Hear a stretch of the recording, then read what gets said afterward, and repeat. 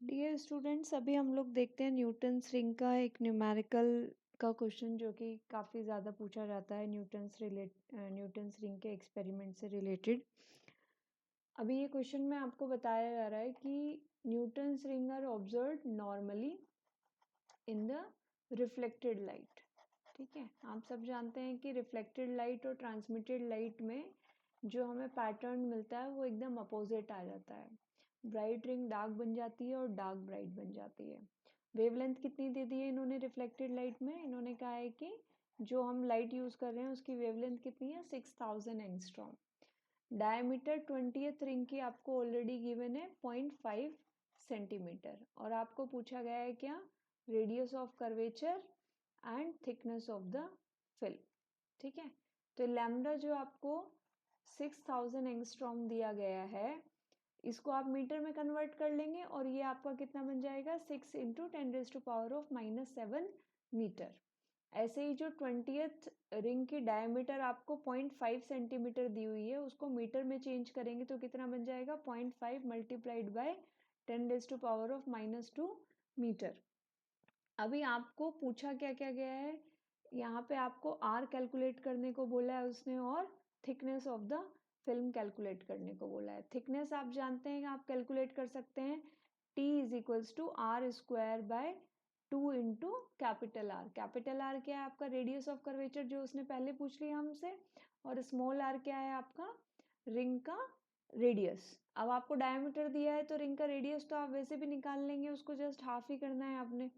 और capital R हम अब उसको अब कैलकुलेट कर लेते हैं। उसको कैसे कैलकुलेट करेंगे? चूंकि उसमें ऑलरेडी क्वेश्चन में आपको बोला गया है कि एक डार्क रिंग है, तो डायमीटर का स्क्वायर, nth रिंग की डायमीटर का square, it is equal to 4n lambda R, it is equal to 4n lambda R divided by mu. ना अब इन्होंने बताया तो नहीं है, बट लेट अस सपोज कि ये एयर की फिल्म है, तो म्यू की वैल्यू हमने 1 पुट कर दी और यहाँ से आर कैलकुलेट किया। अब आर को इधर ही रखो, आर के साथ वाली जितनी पार्टी है उसको भेज दो दूसरी साइड डिनोमिनेटर में। क्यों? क्योंकि यहाँ पे न्यूमिनेटर में है। तो आर इज इक्वल्स टू कितना बन गया आपका? डी एन स्क्वायर, यानी कि हमारे पास तो इस बार 20th रिंग है, तो D 20th square divided by 4n lambda. तो ये हो गया आपका D20 square divided by 4 into N. N की कितनी वैल्यू है? 20। लैम्डा की कितनी वैल्यू थी? ये रही आपकी यहाँ पे 6 इंटू 10⁻⁻7। तो वो वैल्यू यहाँ पुट कर दी।